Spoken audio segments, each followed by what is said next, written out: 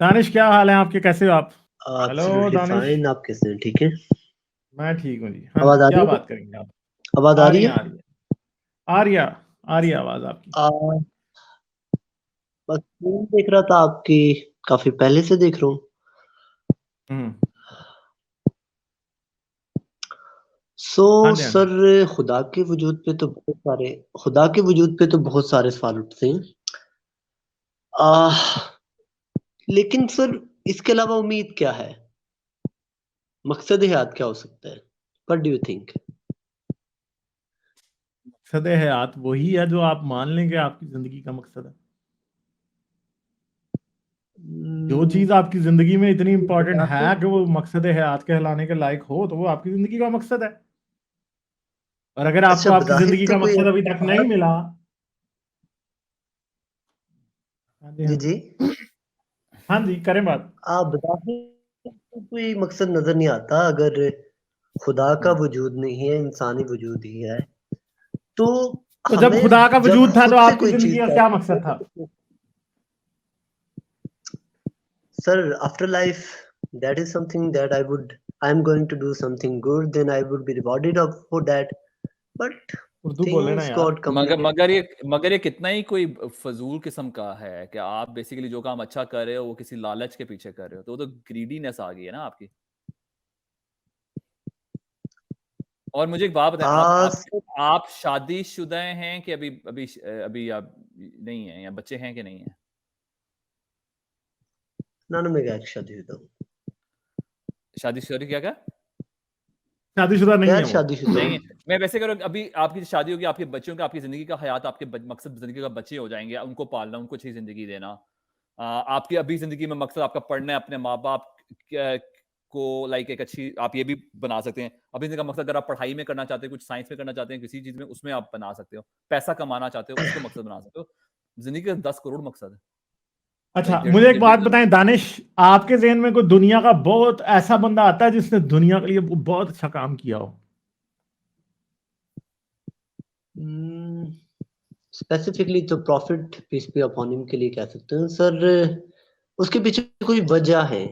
देखें, जो जो अच्छा तहजीब चलें, बढ़ती वो तो जाती है, आपके आपके वक्त सामने गुजरता एक ही एग्जांपल आ रही है ना। इसके अलावा कोई ऐसा और बंदा जिसने इस 20वीं सदी में कोई बहुत अच्छा काम किया हो? सर, आइंस्टाइन हो गए जैसे, उनके वर्क हो गए, तो बाकी बहुत हाँ, सारे अच्छा। ऐसे बेमिसाल। और कोई आता है? नेल्सन और कोई आता है मंडेला हो आइंस्टाइन के गया। अलावा?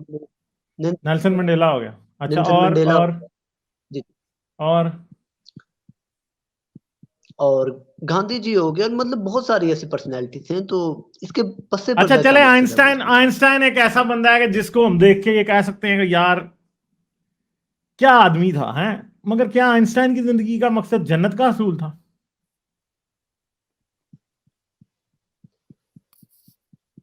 कोई ना कोई मकसद तो उन्होंने तय किया होगा ना। मतलब कोई ना नहीं तो कोई क्या था मकसद? चीज जन्नत जहन का में तो असूल आ रही उनकी जिंदगी होगी का क्या? मकसद हाँ, था। मैं ये भी नहीं। क्या आफ्टर लाइफ आ, आइंस्टाइन की बिल्कुल जिंदगी का नहीं, मकसद था? बिल्कुल नहीं, बिल्कुल तो फिर बिल्कुल नहीं हो अब मुझे सकता। बताएं कि फिर आफ्टर लाइफ उसकी जिंदगी का मकसद नहीं था, तो तभी वो इस दुनिया को कुछ दे पाया ना।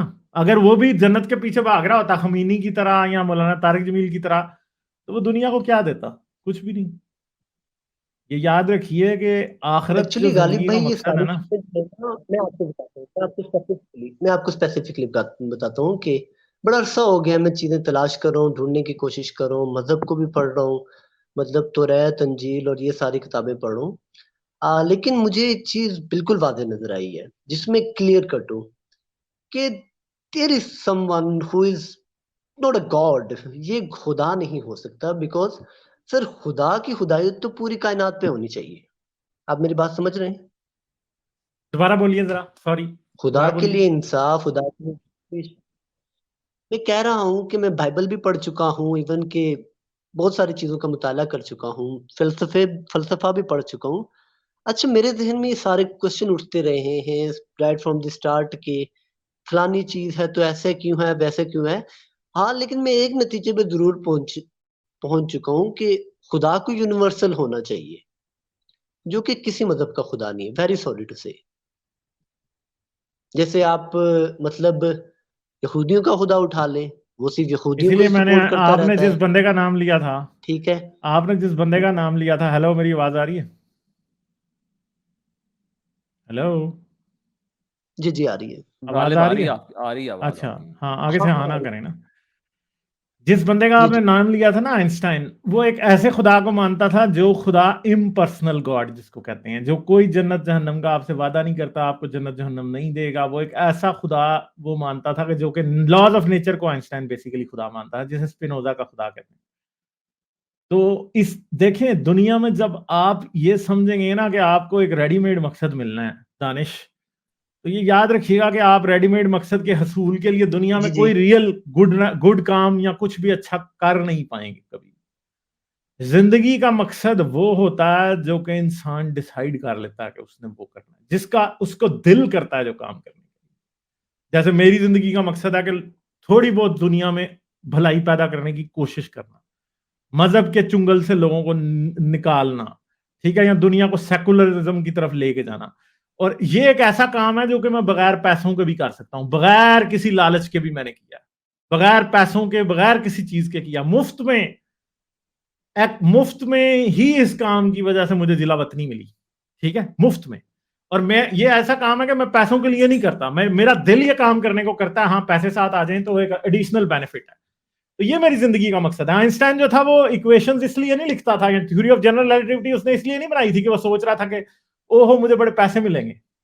नहीं, अगर वो ये सोच के थ्योरी बना रहा होता ना कि उसे पैसे मिलेंगे, तो मेरे भाई वो थ्योरी ऑफ जनरल रिलेटिविटी और स्पेशल रिलेटिविटी और आपको पूरे यूनिवर्स की अंडरस्टैंडिंग कभी दे ही नहीं सकता था। ये उसका शौक था। और शौक क्यों था? क्योंकि उसका दिल करता था। तो दुनिया में आप भी कोई ऐसी चीज ढूंढ सकते हैं जिसपे आपका दिल करता है, जिसपे आपका दिल चाहता है कि मैं ये काम बगैर पैसों के भी करूं। वो आपकी जिंदगी का मकसद होता है। अगर आप ये समझेंगे कि आपको जन्नत मिलेगी, और जन्नत जो है वो आप जन्नत में जाके बड़े मजे करेंगे, इसलिए आप दुनिया में अच्छाई करना चाहते हैं, तो फिर अच्छाई करना आपकी जिंदगी का मकसद नहीं है। आपकी जिंदगी का मकसद असल में जन्नत हासिल करना है। अगर अल्लाह आपको ये कह देता कि तुमने दुनिया में हर बंदे को कत्ल करना है, हर औरत का रेप करना है, तो सुन ले मेरी बात, मुझे इंटरप्ट ना करें। अगर अगर खुदा जन्नत को चाहने वालों को यह कहता कि दुनिया में हर बंदे का कत्ल करना है, हर औरत का रेप करना है, किसी को जिंदा नहीं छोड़ना, तो वो तब भी लोगों को मार देते। ठीक है, इसलिए जन्नत का हसूल जो है ना, लालच जो एक चीज है ना कि आप हमेशा कुत्ते को हड्डी का लालच देते हैं, तो ये बहुत से लोगों को एक हड्डी का लालच दिया गया जन्नत की, जिसके पीछे वो कुछ भी कर सकते हैं। ठीक है, उसके पीछे कोई रैशनल नहीं है, उस मकसद के पीछे कोई सोच नहीं है, वो सिर्फ एक लालच है। और लालच, किसी भी इंसान को लालच देना असल में एक बुराई है। मैं आपको लालच दूं कि तुम ये काम कर दो, लालच देना इन इटसेल्फ एक सिन है। और खुदा लालच दे रहा है, यानी खुदा इंसान को कह रहा है कि तुम कोई गुनाह ना करो, मगर दूसरी तरफ किसी को लालच देना, रिश्वत देना भी एक गुनाह है, और खुदा खुद ही वो काम कर रहा है। और इंटरेस्टिंगली गालिब के जो हूरों का सेक्स की लालच देना is one of the least, like वो कहते हैं ना कि गिरी हुई लालच चीपेस्ट थिंग पॉसिबल ना। लालच, हाँ। हाँ, एग्जैक्टली। हाँ, मैं इस चीज को अच्छे से समझ सकता हूँ, लेकिन गालिब स्पेसिफिकली आप इमोशनली कनेक्टेड होते हो। आपके बहुत सारे लोग, मतलब आपके प्यारे, आपके अपने, वो आपसे बिछड़ जाते हैं। ठीक है, that is part of life. किस वजह से? बट एक उम्मीद होती है यार कि उनसे मिल पाऊंगा। यानी कि वो मर जाते हैं, वो कह रहे हैं।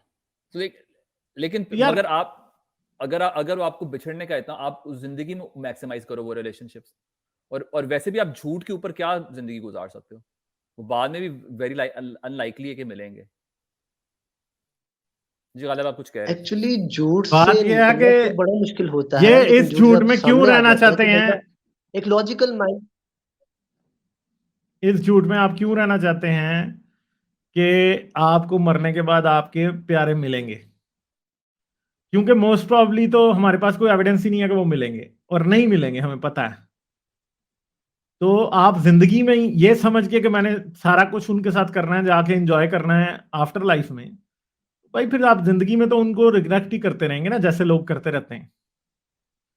ठीक है, समझ गए? तो मेन बात यह है कि आपने जो कुछ भी करना है वो इस दुनिया में करना है। सही सही। असल में कोई आखिरत का ये झूठ चाहे जितना भी मीठा होता तो झूठ है ना यार। मैं आपको ख्वाब दिखा दूं कि नहीं हम ये करेंगे, आपको जी इतने पैसे दे दूंगा, ये करूंगा, वो करूंगा, वो करूंगा, यूं करूंगा, और आपको पता भी है कि ये झूठ है, मगर आप इसके ख्वाबों में ही बस जिंदा रहना चाहते हैं, तो फिर आप बेवकूफी बन रहे हैं ना। मजहब का ऐसा ही है कि अगर आपको आज पता भी है कि मजहब झूठ है और आप ये सिर्फ समझना चाहते हैं कि हाँ आप उसका ख्वाब फिर भी देखना चाहते हैं, तो फिर इंसान, ये याद रखें, इंसान को कोई दूसरा धोखा दे ना तो उससे बचाया जा सकता है, मगर इंसान जब खुद को खुद धोखा देने लगे ना तो उसे बचाया नहीं जा सकता। सिंपल सी बात है। और धोखा जो है ना, सच चाहे जितना भी कड़वा हो, दुनिया के सबसे मीठे झूठ से भी बहुत ज्यादा सही होता है। क्यों? क्योंकि सच आपको धोखा नहीं दे रहा। और धोखा क्या होता है?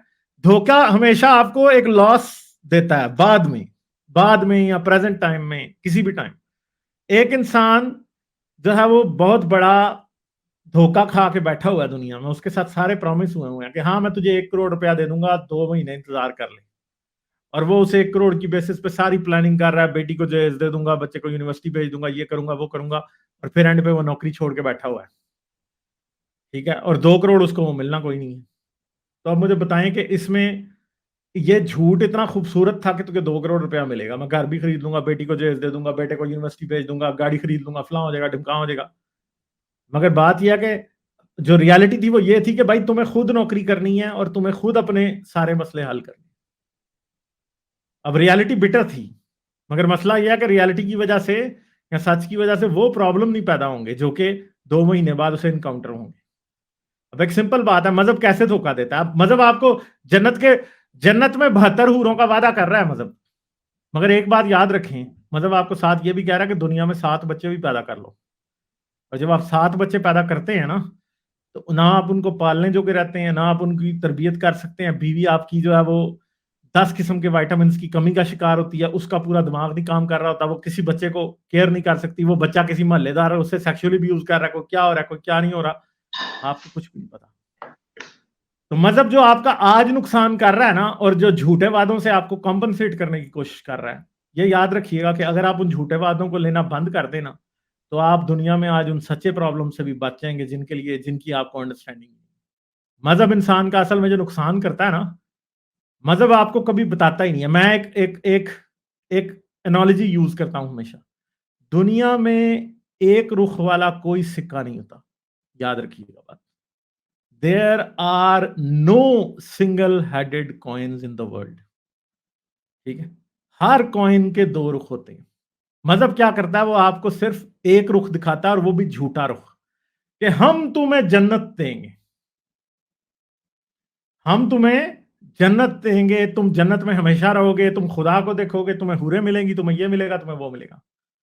मगर जो उसकी टेल है वो आपको कभी भी नहीं दिखाता कि तुम हर महीने मेरी मस्जिद में चंदा डालोगे, तुम मौलवी की तोंद मोटी करोगे, तुम अपने बच्चे इतने ज्यादा पैदा करोगे कि तुम्हें समझ ही नहीं आएगी बाद में क्या हो रहा है, तुम उनकी तरबियत नहीं करोगे, तुम्हारा बच्चा अगर कोई ऐसा निकल आए जो मजहब को नहीं मानता, तुम उसकी जान के दुश्मन बन जाओगे, कोई होमोसेक्सुअल निकल आया तो तुम उसकी जान के दुश्मन बन जाओगे। ठीक है, तुम अपनी बीवी को पूरा इंसान नहीं समझोगे। और इन सब चीजों का नुकसान हम जिंदगी में उठाते हैं, मगर मसला ये है कि हम बस रियलाइज नहीं करते। तो वो मसला है कि ये जो कॉइन आपको मजहब दिखाता है ना, सिंगल हेडेड, कि आई एम ऑल गुड, इससे बड़ा झूठ कोई नहीं है। क्योंकि जो टेल है ना वो मजहब ने छुपाई हुई है। ये टेल इतनी बड़ी है मजहब के कॉइन की कि जो आपको कभी नजर ही नहीं आती कि कितनी बड़ी है और उसका कितना नुकसान है। और आप कभी भी नहीं, दुनिया में आप मुझे मजहब बता दें, मैं आपको उसके नुकसान बता दूंगा। हर मजहब के बराबर नुकसान है, और हर मजहब इंसान को बेवकूफ बनाता है। बेवकूफ बनाना जो है ना, किसी भी इंसान को धोखा देना सबसे बड़ा गुनाह है मेरे ख्याल में। क्योंकि धोखा जब आप किसी इंसान को देते हैं ना, तो धोखा होता क्या असल में क्या होती है? 420 होती क्या है कि आप एक इंसान को ऐसी फॉल्स इंफॉर्मेशन फीड कर देते हैं कि वो सही फैसला लेने की एबिलिटी उसकी खत्म हो जाती है। राइट टाइम पे राइट डिसीजन लेने की एबिलिटी इंसान की खत्म हो जाती है जब आप उसको इस तरह की फॉल्स इंफॉर्मेशन स्पून फीड कर देते हैं, जैसी रिलीजन करता है। वो पूरी जिंदगी इसका नुकसान उठाता है। जिस दिन उसने पेपर की तैयारी करनी है, उस दिन वो मंदिर में जाके माथा टेक के आता है, वो टाइम जाया कर। उसका रिश्तेदार, उसकी बीवी, उसके बच्चे, उसके माँ बाप मर रहे हैं, तो वो जाके यात्राएं करके आता है ताकि वो बच जाएं।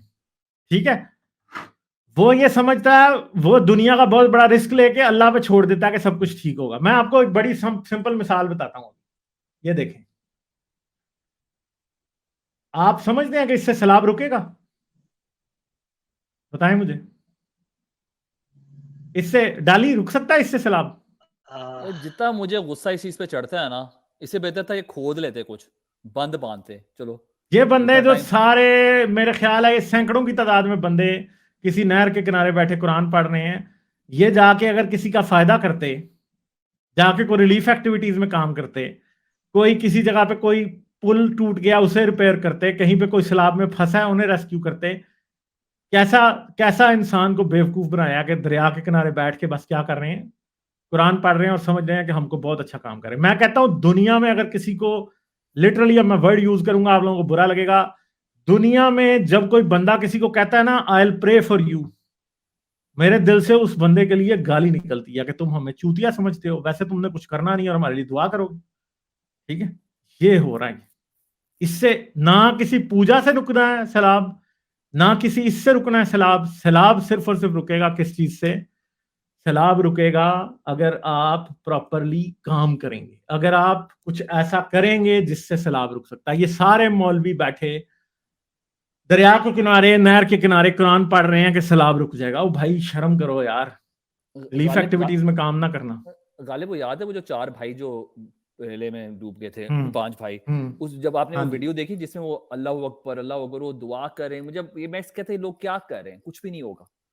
कुछ मुझे नहीं पता था वो कुछ कर सकते थे उस मौके पे कि नहीं, लेकिन जो अल्लाह अकबर करके आधा 1-2 घंटे लग उन्होंने गुजार दिए, उससे क्या फायदा हुआ? वो भाई तो फिर भी मर गए। तो एक ये चीज आपकी आंखों के सामने मुझे समझ आती है, लोग समझ क्यों नहीं सकते ये चीज? लोग इसलिए नहीं समझ सकते कि लोग अंधे हो चुके हैं, लोगों को मजहब ने पागल कर दिया। शुरू से बचपन से इतना झूठ आपको फीड कर देते हैं कि आपको झूठ ही सच लगता है और सच आपको झूठ लगता है। सिंपल सी बात है। ठीक है, तो आप बताएं मुझे कि ये कोई तरीका है, ये चीज किसको फायदा दे रही है, मुझे ये बताएं। ठीक है, और दूसरी तरफ ये वाजिद अली की कहानी है। वाजिद अली एक मैकेनिक है, ठीक है, मैंने बीबीसी उर्दू पे इसकी कहानी कल परसों पढ़ी थी। इस बंदे ने क्या किया है कि बजाय के ये कुछ और करता, इसने, ये मैकेनिक है, इसने अपनी, मैकेनिकों के पास ना पुली होती है गाड़ियों को सीधा करने के लिए। गाड़ी जब कोई उल्टी हो जाती है ना, तो गाड़ियों को सीधा करने के लिए उनके पास पुली होती है, चेन होती है। इसने क्या किया है, ये पुली और चेन और ये सारा कुछ लेके इसने इतने लोगों को बचाया, जहां पुल टूट गया वहां पे जाके इसने चेन लगा दी। ठीक है, चेन पुली लगाई और पुल की से लोग जा रहे हैं। देखें अब इधर तस्वीरें हैं, ये देखें, एक तरफ से घरों से इवैक्यूएट लोगों को इस पुली की हेल्प से ये कर रहा है।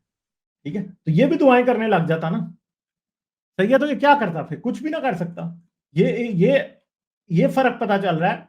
ठीक है, होगा ये भी मुसलमान ही होगा ना, ये हमारा भाई मुसलमान होगा, मगर ये वो कर रहा है जो करने की जरूरत है। इंशाल्लाह माशाल्लाह इन चीजों का अल्हम्दुलिल्लाह, अल्लाह खैर करेगा इन बातों का, हम आपके लिए दुआ करेंगे। इनका कोई फायदा नहीं, काम वो करने वाला है जो कि ऑन ग्राउंड होता है। धोखा है मजहब सिर्फ और सिर्फ। इंशाल्लाह सिंपल सी बात है। इंशाल्लाह जो लोग बोलते हैं आपने देखा है वो सबसे जो कौमें बोलती हैं, ज्यादा बिलीव करती हैं, वो सबसे सुस्त कौमें हैं। कभी आपने वो चीज देखी है कि दुनिया में जो कौमें कोई काम नहीं करती टाइम पे, वो सारी कौमें इंशाल्लाह बोलती हैं। जो लोग टाइम पे काम करने वाले तो कभी नहीं इंशाल्लाह बोलते। ये जो काम करने वाले लोग होते हैं, जर्मन हो गए, जापानीज हो गए, यानी एक वैसी एक फूड फॉर थॉट है। तो यानी ये भी मजहब से ही आया ना, इंशाल्लाह, बस अल्लाह करेगा, गॉड विलिंग हो गया काम। चलें ठीक है दानिश, कोई और बात आप करेंगे एंड पे, इससे पहले कि हम आगे चले जाएं? लाइक, शेयर और सब्सक्राइब करना मत भूलें। इसके साथ साथ आप मेरे चैनल को पेट्रियन पर सपोर्ट कर सकते हैं। पेट्रियन का लिंक वीडियो की डिस्क्रिप्शन में है।